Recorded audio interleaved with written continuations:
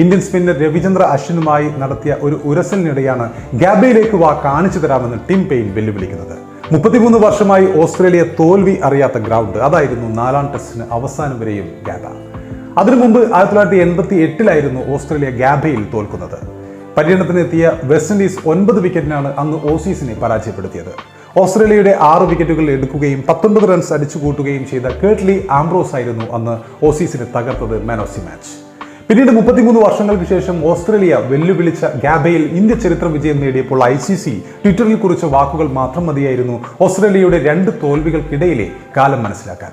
അന്ന് ICC അവരുടെ Twitter ഹാൻഡിലിൽ കുറിച്ചത് ഇങ്ങനെയായിരുന്നു. അവരുടെ ട്വീറ്റ് ഇതായിരുന്നു: ഇതിനു മുമ്പ് ഓസ്ട്രേലിയ ഗാബയിൽ തോൽക്കുമ്പോൾ George H.W. Bush US president ആയിരുന്നു. ആ സ്ഥാനത്തെത്തിയിട്ട് ആ സമയത്ത് ദിവസങ്ങൾ മാത്രമായിരുന്നു. ബോൺ ജോവിയുടെ ബാഡ് മെഡിസിൻ അന്ന് സംഗീത ചാർട്ടുകളിൽ 1ാമതായിരുന്നു. അന്ന് വിരാട് കോഹ്ലിക്ക് പ്രായം വെറും 16